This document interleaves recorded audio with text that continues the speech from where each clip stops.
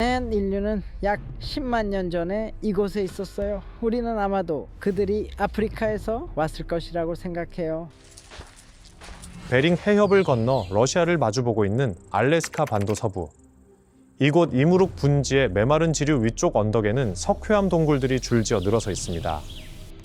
트레일 크릭 동굴이라 불리는 이곳은 인류가 어떻게 처음 아메리카 대륙에 발을 들였는지 이해하는 데 가장 중요한 고고학 유적지 중 하나일지도 모릅니다. 이 유적지는 1940년대 후반 덴마크의 고고학자 헬게 라르센에 의해 처음 발굴되었습니다. 수어드 반도의 외딴 동굴 안에서 라르센은 석기와 상아 도구, 그리고 인간의 뼈 조각들을 찾아냈습니다. 그 곁에는 매머드와 비손, 카리브의 유해도 함께 남아 있었습니다. 이들은 동굴의 첫 거주자들이 살아있던 시절 주변 툰드라를 누비던 후기 플라이스토세의 동물들이었습니다. 그 후 60년이 넘는 세월 동안 이 뼈들은 덴마크의 한 박물관에 보관되어 있었습니다. 그러던 2010년 미국 원주민 유해보호 및 송환법에 따라 뼈들은 비로소 알래스카로 반환되었습니다. 이후 탄소 연대 측정과 정밀 연구가 진행되었고 마침내 고대 DNA 분석 기술까지 동원되었습니다. 한때 너무 훼손되어 분석이 불가능하다고 여겨졌던 유해에서조차 유전 정보를 읽어낼 만큼 강력해진 기술 덕분이었습니다. 하지만 DNA가 밝혀낸 사실은 기존 교과서의 내용과는 전혀 달랐습니다. 20세기 대부분의 기간 동안 고고학은 하나의 단순한 모델을 가르쳐 왔습니다. 약 13,000년 전 대형 동물을 사냥하던 한 무리의 사냥꾼들이 아시아에서 베링 육교를 건너왔고 얼음이 없는 통로를 따라 남북 아메리카 대륙 전역으로 빠르게 퍼져나갔다는 이야기였습니다. 단 한 번의 이주, 단 하나의 시조 집단, 모든 것이 명쾌하게 떨어지는 하나의 이야기였습니다. 그것은 우아한 이론이었습니다. 가르치기도 쉬웠습니다. 하지만 틀렸습니다. 지난 15년 사이 알래스카, 유콘, 태평양 연안 북서부, 멕시코, 브라질, 그리고 그 너머에서 발견된 고대 DNA는 훨씬 더 복잡한 사실을 드러냈습니다. 여러 차례에 걸친 이주, 인구 집단의 깊은 분열, 사라진 유령 인구, 그리고 클로비스 최초 정착 모델이 허용했던 것보다 수천 년이나 앞선 타임라인이 바로 그것입니다. 트레일 크리크 동굴은 예외가 아닙니다. 그것은 하나의 패턴의 일부입니다. 이곳은 베링기아가 단순히 사람들이 건너가는 다리가 아니었음을 보여줍니다. 그곳은 사람들이 살아가고 변화하고 갈라지며 때로는 사라지기도 했던 하나의 세계였습니다. 이것이 왜 중요한지 이해하려면 이 발견이 대체하는 데 기여한 이론을 먼저 알아야 합니다. 1932년 뉴멕시코주 클로비스 근처에서 고고학자들은 매머드 뼈 사이에서 독특한 홈이 새겨진 석기 포인트를 발견했습니다. 이후 진행된 방사성 탄소 연대 측정 결과 클로비스 문화는 약 13,000년 전의 것으로 확인되었습니다. 수십 년 동안 클로비스 포인트는 아메리카 선사시대의 경계가 되었습니다. 그보다 오래된 것은 무엇이든 의심받거나 반박당하거나 묵살되었습니다. 그러자 새로운 증거들이 속속 드러나기 시작했습니다. 칠레의 몬테베르데 유적에서는 약 14,500년 전에 인류 거주 흔적이 발견되었습니다. 펜실베이니아주의 메도크로프트 바위 그늘 유적은 이보다 훨씬 더 오래된 연대를 시사했습니다. 텍사스 버터밀크 크리크 유적지에서는 클로비스 층 아래에서 약 15,500년 전의 것으로 추정되는 도구들이 출토되었습니다. 새로운 발견이 있을 때마다 학계의 거센 반론이 뒤따랐지만 이러한 주장들은 정밀한 검증 과정을 모두 견뎌냈습니다. 하지만 결정적인 돌파구는 석기가 아닌 전혀 다른 곳에서 찾아왔습니다. 바로 DNA였습니다. 고대 DNA 분석을 통해 초기 아메리카 대륙의 유골들이 원주민들과 연결되어 있다는 사실이 처음으로 확인되었습니다. 클로비스 유물과 연관된 몬테나주의 안지크 아이 유골은 현대 아메리카 원주민과 연결된 혈통을 보여주었습니다. 오랜 논란의 중심에 서 있던 케네윅 맨 역시 유전자 분석 결과 태평양 북서부 연안 원주민들과 밀접한 관련이 있음이 드러났습니다.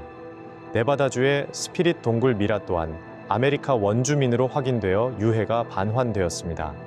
하지만 데이터는 그보다 더 깊은 진실을 드러냈습니다. 고대 아메리카인들은 두 대륙에 걸쳐 매끄럽게 퍼져나간 단일 집단이 아니었습니다. 이들은 클로비스 문화가 등장하기 훨씬 전부터 이미 유전적으로 갈라진 집단이었으며 각기 다른 경로로 이동하고 서로 다른 지역을 점유하며 저마다의 흔적을 남겼습니다. 단일 2주 모델은 그렇게 무너지기 시작했습니다. 가장 결정적인 타격은 알래스카 중부의 어버드선 리버 유적에서 시작되었습니다. 2013년 고고학자 벤 포터 연구팀은 약만 1500년 전에 훼손되지 않은 매장터에서 영아 2명의 유해를 발견했습니다. 에스케빌러스 레프가 주도한 DNA 분석 결과는 가히 충격적이었습니다. US 알릴로 알려진 한 아이가 지금까지 알려진 그 어떤 아메리카 원주민 집단과도 일치하지 않는 새로운 혈통에 속해 있었던 것입니다. 이 혈통은 약 2만 년 전 다른 모든 아메리카 원주민의 조상으로부터 갈라져 나왔으며 그 후 수천 년 동안 베링기아 지역에 고립된 채 머물렀습니다. 연구자들은 이들을 고대 베링기아인이라 불렀습니다. 이들은 오늘날 대다수 원주민 집단의 직계 조상은 아니었습니다. 대신 일종의 평행 집단으로 한 갈래가 알래스카에 머무는 동안 다른 갈래가 남쪽으로 이동해 대륙의 나머지 지역에 정착한 것이었습니다. 결국 아메리카 대륙의 인류 유입은 단 한 번의 물결이 아니었습니다. 적어도 여러 혈통이 연루된 복합적인 여정이었던 셈입니다. 트레일 크릭 동굴의 발견은 그러한 양상에 더욱 큰 무게를 실어주었습니다. 트레일 크릭에서 발견된 유해들은 베링기아 유전학에 관한 이 광범위한 연구의 일환으로 분석되었습니다. 이들의 DNA는 플라이스토세 후기 베링기아에 이미 깊은 인구 구조가 형성되어 있었음을 확인해 주었습니다. 이들은 기존 모델로는 도저히 예측할 수도 설명할 수도 없었던 유전적 세계의 일부였습니다. 또한 이들은 베링기아 정체 가설을 뒷받침하는 데 기여했습니다. 이 가설은 아메리카 원주민의 조상들이 단순히 시베리아를 떠나 곧장 아메리카 대륙으로 급히 건너간 것이 아니라고 설명합니다. 대신 그들은 해수면이 지금보다 훨씬 낮았던 시절 아시아와 북미 대륙을 잇고 있던 거대한 육지인 베링기아에서 수천 년 동안 머물렀습니다. 베링기아는 단순한 통로가 아니었습니다. 그곳은 하나의 안식처였습니다. 거대한 빙하가 캐나다의 상당 부분을 가로막고 있는 동안 인류는 그 땅에서 살아가며 생존했고 유전적으로 변화해 나갔습니다. 여러 증거에 따르면 아메리카 원주민의 조상들은 약 2만 5천 년 전부터 남하가 시작된 약 1만 7천 년에서 1만 5천 년 전까지 베링기아에 고립되어 있었던 것으로 보입니다. 그 기나긴 고립의 시간 속에서 인구 집단은 유전적으로 서로 분화되었습니다. 고대 베링기아인은 훗날 북미와 남미 원주민이 될 혈통에서 갈라져 나왔습니다. 아직 샘플이 발견되지 않았거나 살아있는 후손을 남기지 못한 또 다른 무리들도 존재했을 수 있습니다. 트레일 크리크 동굴은 이제는 사라져버린 그 다양성의 단면을 엿보게 해줍니다. 그런데 이야기는 여기서 더 기묘해집니다. 2015년 연구자들은 아마존을 비롯한 일부 남미 원주민 집단에서 작지만 유의미한 유전적 신호를 포착했습니다. 이는 호주와 뉴기니 그리고 안다만 제도의 원주민인 오스트랄라시아 계통과 연결된 신호였습니다. 집단 Y라 명명된 이 신호는 아메리카 대륙 전역에서 널리 발견되지는 않았습니다. 이는 희미하고 특이했으며 설명하기 까다로웠습니다. 유력한 설명은 바로 유령 집단의 존재였습니다. 초기 아메리카 인류의 조상에 기여한 뒤 혼혈되지 않은 후손을 남기지 않은 채 사라진 집단 말입니다. 결국 아메리카 대륙의 인류 정착은 단 한 번의 이주가 아니었습니다. 심지어 2번도 아니었습니다. 그것은 여러 무리가 얽힌 길고 중첩된 과정이었으며 어떤 이들은 오직 유전체 속에 남겨진 흔적으로만 그 존재가 알려져 있습니다. 그리고 화이트 샌즈 유적은 인류 유입의 연대를 더욱 과거로 밀어 올렸습니다. 2021년 연구진은 뉴멕시코의 고대 퇴적층에 보존된 인간의 발자국 증거를 발표했습니다. 이것은 논란의 여지가 있는 석기나 불분명한 뼈 조각이 아니었습니다. 진흙투성이 호숫가에 남겨진 인류의 발자국이었습니다. 이 발자국들의 연대는 대략 2만 1천년에서 2만 3천년 전으로 거슬러 올라갑니다. 처음에는 이 연대를 두고 논란이 많았지만 이후 독립적인 검증 방식을 활용한 연구들이 이를 뒷받침했습니다. 만약 이것이 사실이라면 인류는 빙하가 없는 통로가 열리기 훨씬 전이자 기존 모델이 허용했던 것보다 훨씬 이른 시기, 즉 최후 빙하기 극대기의 정점에 이미 북미 내륙에 발을 들였다는 뜻이 됩니다. 이는 새로운 질문을 던졌습니다. 이들은 고대 베링기아인들과 연결된 사람들이었을까? 아니면 후손을 남기지 못한 채 사라진 더 이른 시기의 집단이었을까? 그것도 아니라면 신비로운 오스트랄라시아 유전 신호와 어떤 연관이 있었을까? 아직 해답은 명확히 밝혀지지 않았습니다. 하지만 과거의 단순함은 이제 사라졌습니다. 트레일 크릭 동굴이 중요한 이유는 바로 이 새로운 현실 속에 있기 때문입니다. 비록 가장 극적인 발견은 아닐지라도 베링기아가 유전적으로 얼마나 복잡한 곳이었는지를 보여주는 가장 명확한 증거 중 하나임은 틀림없습니다. 어떤 인구 집단은 남쪽으로 이동했고 일부는 알래스카에 남았습니다. 일부는 자취를 감췄습니다. 또한 이 유골들은 또 다른 사실을 드러냅니다. 박물관 수장고 속에 아직 아무도 찾아내지 못한 답이 잠들어 있을지도 모른다는 점입니다. 트레일 크리크의 유해는 알래스카로 돌아오기 전까지 60년 동안이나 덴마크의 한 박물관에 머물러 있었습니다. 현대의 DNA 분석 기술이 등장하고 나서야 비로소 그 비밀을 읽어낼 수 있었습니다. 수십 년 전 발굴된 수많은 유골 중 초기 인류 이동의 지도를 완전히 바꿀 유전체를 품고 있는 것이 과연 얼마나 더 많을까? 현재로서는 알 수 없습니다. 고대 DNA 혁명은 여전히 현재 진행형입니다.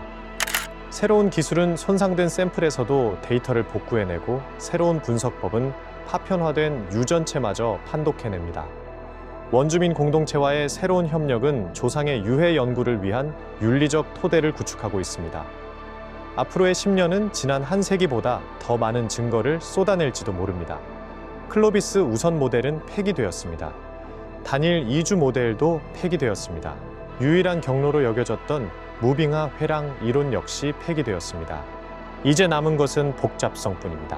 아메리카 대륙에 인류가 정착한 것은 단일한 사건이 아니었습니다. 그것은 수천 년에 걸친 과정이었으며 수많은 인구 집단과 다양한 경로, 그리고 현재 베링 해협과 태평양 연안 아래 일부 잠겨버린 인류 역사가 얽혀 있습니다. 고대 베링기아의 대부분은 오늘날 수면 아래에 있습니다. 인류가 살았을 야영지, 무덤, 해안선들은 바다 밑으로 사라졌습니다. 그래서 트레일 크릭 동굴 같은 곳은 매우 희귀하고 소중합니다. 물에 잠긴 세계에서 살아남은 마지막 가장자리이기 때문입니다. 동굴은 여전히 그곳 이무루크 분지 위 석회암 절벽에 깎여 있습니다. 뼈들이 입을 열었습니다. 교과서는 다시 쓰이고 있습니다. 박물관의 서랍, 실험실의 냉동고 혹은 고고학 보관소 어딘가에서 다음 게놈이 기다리고 있습니다. 우리가 배워온 이주 이론은 무너졌습니다. 그것을 대체하는 것은 더 명쾌한 이론이 아닙니다. 데이터 그 자체입니다. 수천 년에 걸친 수십 곳의 유적지에서 나온 뼈, 발자국, 도구, 그리고 DNA입니다. 고대 베링기아인은 실존했습니다. 클로비스 이전에 인구 집단도 실제했습니다. 유령 집단 역시 실제했습니다. 복잡성 그 자체가 발견입니다. 단순한 이야기들은 사라졌습니다. 그리고 진실은 우리가 그것을 대신하기 위해 지어낸 그 어떤 것보다 더 매혹적입니다. 뼈는 실제합니다. DNA는 읽을 수 있습니다. 그리고 아메리카 대륙의 인류 정착사는 이제야 비로소 본연의 모습을 드러내기 시작했습니다. 그것은 단 한 번의 여정이 아니라 수많은 여정이었습니다.